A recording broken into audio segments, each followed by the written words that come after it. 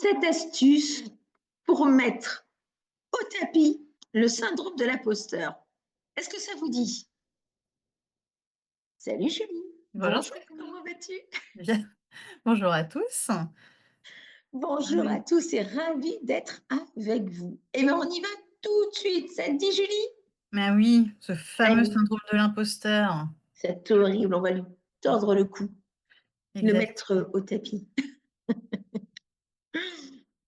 Astuce numéro un, on y va? C'est parti.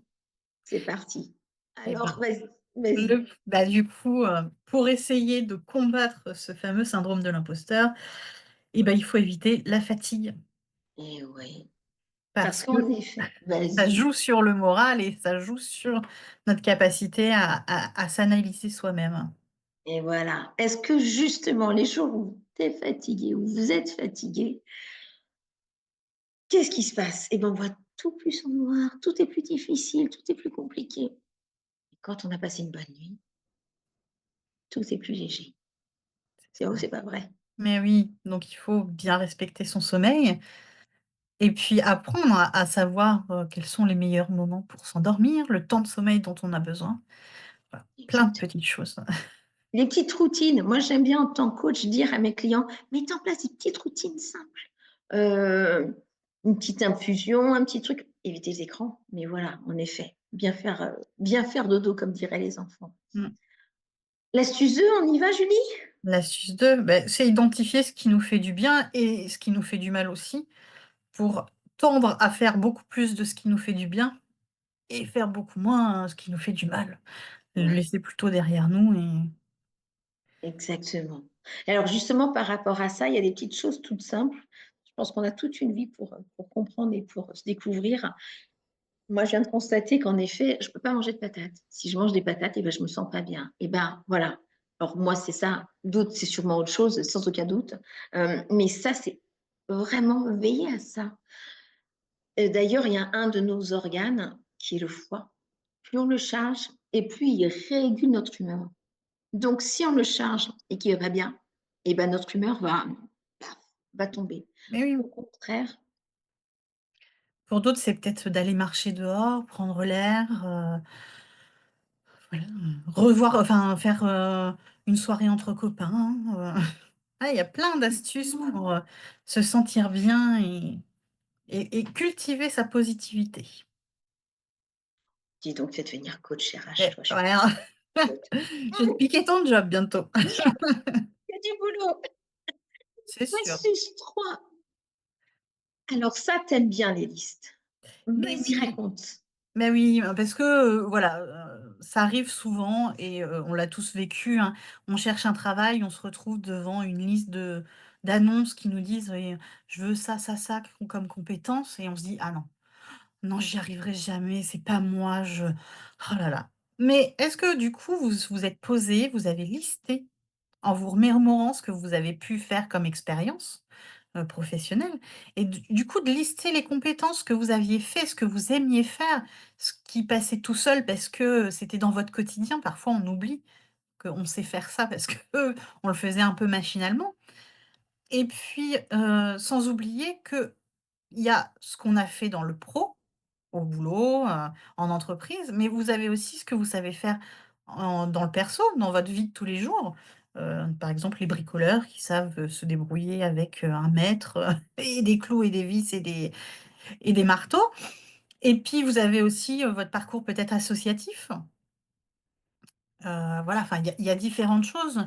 Vous avez accompagné quelqu'un, malade dans votre famille, vous avez forcément appris, des choses, heu, qui vont pouvoir Ouais, vous aider, dans votre prochaine expérience professionnelle ou dans votre vie de tous les jours. exactement. Là, justement, je suis en train de suivre une personne qui est une vendeuse. Alors, à la base, elle ne savait pas vendre. Elle faisait comme elle disait. Elle savait rien faire. Sauf que, bah, elle est rentrée dans un magasin où il s'avère que les patrons la laissaient de plus en plus faire, à tel point que quand le magasin a fermé, quand elle avait à faire son CV, mais elle se disait: «Mais qu'est-ce que je peux mettre dedans? Parce que j'ai pas de diplôme». Oui, mais en l'occurrence, elle a toujours assuré l'ouverture du magasin seule. la fermeture du magasin seul. Alors moi, je ne sais pas ce que ça veut dire, mais elle, visiblement, c'est pas négligeable. La tenue de la caisse. Enfin, finalement, C'est le cumul des petites choses qui font que, on font la est différence. compétent. Quoi que quoi que vous puissiez vous dire à l'intérieur, que ce syndrome de l'imposteur se mette devant vos yeux, vous savez faire des choses. Exactement. Donc, notez, hein, ça, Julie, et d'ailleurs, en tant que coach, je peux vous dire que c'est utile aussi. Ouais. Alors maintenant, astuce numéro 4. Et ben, c'est de se rappeler de ce que les autres ont pu vous dire, vous remercier de ce que vous avez fait, que ça soit, quelqu'un que vous avez aidé, dans une association parce que vous avez aidé à organiser des choses, dans vos expériences professionnelles parce que, vous étiez au contact du public, les gens vous ont remercié de votre professionnalisme, vos les partenaires, les clients, les fournisseurs, enfin voilà. Vous avez forcément quelqu'un qui vous a dit un petit mot sympathique. Donc Voilà, passez pas à côté. Parce qu'en effet, alors ça, c'est un vrai outil coaching, mmh, le fait de se remémorer. C'est des mots vrais. S'ils sont venus jusqu'à vous, c'est qu'ils sont vraiment à écouter, vraiment à entendre.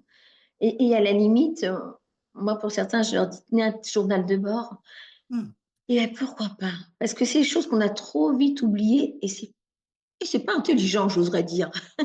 mais oui, Non, alors c'est dommage. ouais, je vais prendre un exemple de quelqu'un, que j'ai pu entendre dire: «Oh là là, mais en fait, je suis nul en entreprise, rien ne va, là regarde, tous mes collègues sont contre moi». Bon, OK, il se passe quelque chose.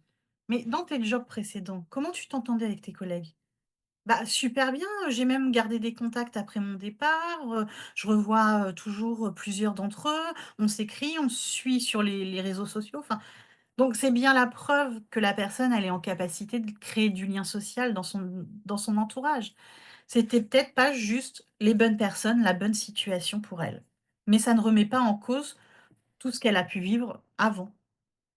Voilà, c'est ça, c'est important, pas de généralisation, hein. À un moment donné, tu as dit, tout le monde. Mmh, Ben non, pas tout le monde, pas toujours, pas jamais. Ça, c'est essentiel. Pas de suppression, c'est pas parce qu'aujourd'hui ça existe pas qu'on le supprime et ça, c'est essentiel. c'est ça. Donc restez factuel. Là, ici et maintenant, c'est comme ça. Dans un autre temps, c'était autrement. Donc ce sera autrement. Pas de stress, quoi. Pas de syndrome de l'imposteur. Et puis c'est pas parce qu'on ne connaissait pas, on ne peut pas apprendre. C'est ça. Ce qui va Alors, au point numéro ouais, 5. Ah tiens, c'est ben moi qui vais le voilà, faire aujourd'hui. Point numéro 5. ouais, ouais. Numéro Eh ben, 5. c'est que, personne n'est parfait et qu'on ne peut pas savoir tout faire, Et hein. c'est OK. C'est normal, c'est voilà, hein, comme je disais tout à l'heure, il y en a qui savent bricoler, il y en a qui savent pas. Bah, c'est OK. Moi, je ne sais pas faire, hein. Je casse tout. Tout le temps, toujours. Et on a presque envie de dire: «Chacun ses compétences et ses capacités» et c'est justement ce qui fait la beauté du monde, cette diversité de personnes qui savent faire, qui savent pas faire, qui ont besoin, qui ont pas besoin. Voilà, c'est comme ça. Et c'est OK. Et c'est comme ça, exactement. Bah, super. Bah, alors du coup, on part directement sur l'astuce numéro Six. 6. Et ben, c'est de ne pas se comparer aux autres, surtout jamais, voilà, chacun est unique, comme on vient de le dire et ce que vous voyez des autres, c'est souvent, juste une façade, hein. Si on gratte en dessous, la vérité est vraiment différente. La Heu, la vérité derrière le rideau, hein. c'est ça. Comme on expliquait tout à l'heure, on en parlait, hein, de ces par exemple, tous ces réseaux sociaux, la mère parfaite qui a une maison super bien tenue avec des enfants, elle fait des gâteaux avec ses enfants. Oh, ça a l'air merveilleux, elle a une merveilleuse vie et vous derrière, vous vous dites: «Ah bah, moi je rentre du boulot, je suis fatiguée, j'ai pas le temps de faire des gâteaux. Ma maison, eh bah, elle est pas rangée, je comprends pas, les enfants, ils en mettent partout. Mes enfants sont un peu turbulents». Bah oui, ça arrive, c'est des enfants, Ils ils ont le sont droit de jouer. vivants. Et voilà, sauf que cette personne-là, oui, peut-être que ses photos reflètent un monde parfait, mais qui vous a pas dit qu'en fait, bah, les enfants étaient pas là, elle a rangé la maison, elle a fait sa jolie photo, heu et ben, elle a fait un gâteau parce que ce jour-là, ça fait une semaine qu'elle est en vacances, et que Et du coup, que bah, ça voilà, fait on a un un peu de mois temps. que j'ai demandé. Ouais. Voilà, donc Donc, voilà, faut pas se comparer parce que du coup, tout est une question de point de vue, de moment T et non pas de et voilà et que c'est une surface et derrière la surface, il y a plein de choses différentes. Voilà, c'est vraiment cette histoire, hein, des comptes, de réseaux sociaux. On montre le meilleur du monde. On montre tout ce qu'on peut, tout ce qu'on a et tu disais tout à l'heure, quand on était toutes les 2, j'imagine le porte le la porte du garage et qui s'ouvre et tout se casse la figure. Gardez cette image parce qu'elle est Ah. tellement vraie, quoi. Bah, c'est Bon, sûr que bon, si je vous montre ma maison sale, moi, les cheveux pas lavés, en pyjama, avec des enfants, qui ont du chocolat tout autour de la bouche, ça fait beaucoup moins rêver. c'est moins crédible, moins structuré, mais ça nous arrive à tous. Exactement. D'ailleurs, en ce moment, j'ai presque plus de doigts et ça ira mieux dès demain. Voilà. Alors, astuce numéro 7. Et ben oui, parce que, le syndrome de l'imposteur, parfois, il persiste. Il peut avoir, des causes bien plus profondes que juste, voilà, un petit coup de mou, une fatigue, un peu plus importante que d'habitude et il faut pas hésiter à se faire accompagner, à trouver, Voilà, un coach, un psychologue, quelqu'un qui va pouvoir vous guider, vous amener vers les bonnes réflexions et qui va, voilà, faire sauter tous ces petits verrous qui font que le syndrome de l'imposteur est bien présent. Et comme ça, exactement. lui, il va partir au tapis, un bon coup de boxe et hop! Un petit coaching molle, n'hésitez pas et on est là, avec bonheur.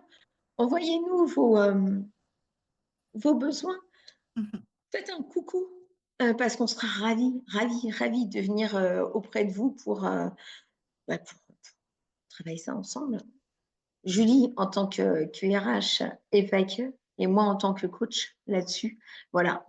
Quand on a quelque chose, de toute façon, on a une vie. Moi, c'est vraiment ce que j'aime dire à mes clientes et à mes clients, c'est qu'on n'a qu'une seule vie. Alors, profitez, même si ce mot, il a des sens pas forcément que top, mais on est là pour vraiment se donner les meilleures chances. Et tout ce que vous vous donnerez à vous, finalement, et pour lequel vous serez vraiment nourri, c'est aussi des choses que vous donnerez aux autres. Donc ce syndrome de l'imposteur, c'est la vilaine petite voix qu'on a à l'intérieur, mais qui n'est pas forcément très utile et très constructive. Mmh. Conservez pas. Julien vous le dit très bien. Allez chercher une tierce personne. D'ailleurs, j'avais dit une petite phrase, aujourd'hui on était un petit peu poétique. On l'a moins été là, en direct. Si seul c'est dur, à deux, c'est mieux. J'aime bien. Hein. Ça reprend un petit peu: «Tout seul, on va loin, on va vite, pardon, mais à plusieurs, on va très loin». Exactement. Et bien sûr, ces mots-là, on vous encourage tout plein à retrouver de l'énergie, à prendre ce que vous avez de mieux Oui, pour vous. Qu'est-ce que tu en penses, Julie? mais oui, travaillez sur votre bonheur, surtout en ce moment quand comme il fait pas très beau, il fait gris, on rentre dans la mauvaise période, donc c'est le moment de sourire et de trouver le maximum d'énergie positive. Exactement. Et ben nous, on va vous embrasser. On va vous dire à la semaine prochaine. À la semaine prochaine! Au revoir tout le Au revoir tout monde. le monde!